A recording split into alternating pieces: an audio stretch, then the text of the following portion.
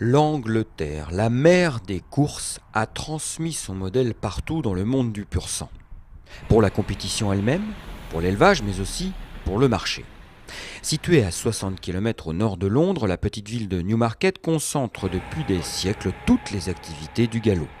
Les plus puissantes d'Europe, les ventes organisées par Tattersall's battent leur plein notamment à la mi-octobre avec pas moins de 1500 yearlings qui défilent sur le ring pendant une semaine.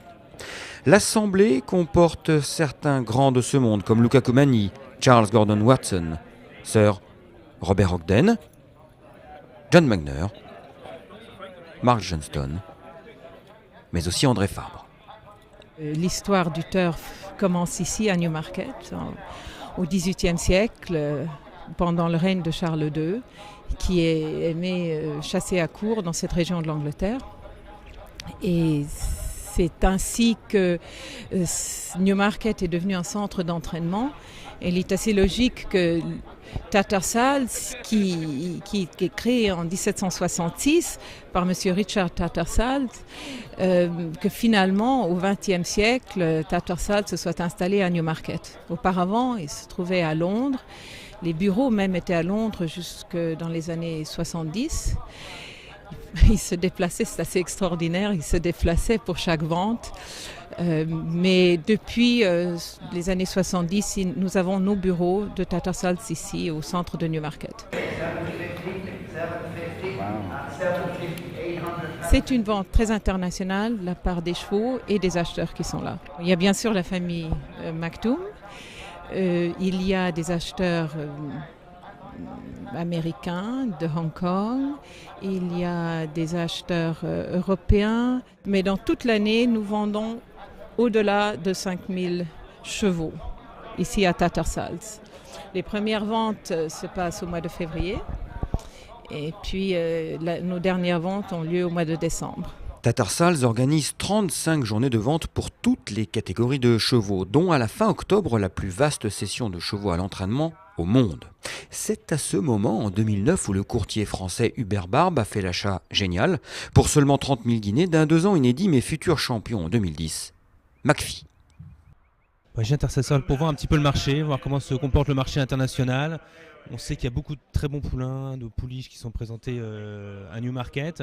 Les gros acheteurs sont là et pour nous, professionnels, ça nous permet de mesurer un petit peu le niveau du marché.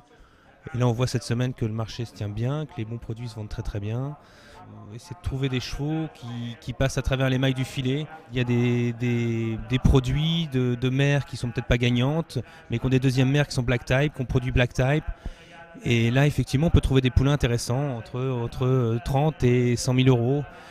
Et c'est ce type de produit qu'on va rechercher.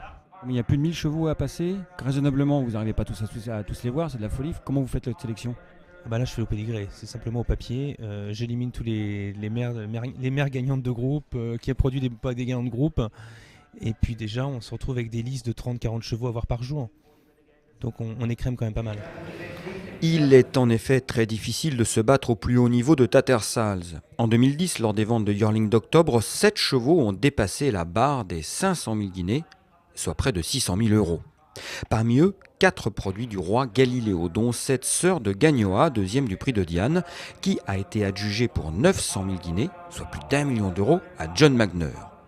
Le patron de Coolmore a fait même encore plus fort en investissant 1,2 million de guinées, soit environ 1,4 million d'euros sur une nièce du crack, New Approach. En décembre, c'est un marathon de 12 jours qui attend les acteurs de la vente d'élevage, qui met en scène environ 2000 chevaux dans la foulée, dont certaines princesses très onéreuses. Vous vous souvenez sûrement de Satwa Queen, gagnante du prix de l'Opéra. Elle a été vendue à Tattersall's pour... C'était, je crois, en 2007. Voilà, en décembre 2007, elle est vendue pour 3,4 millions de guinées.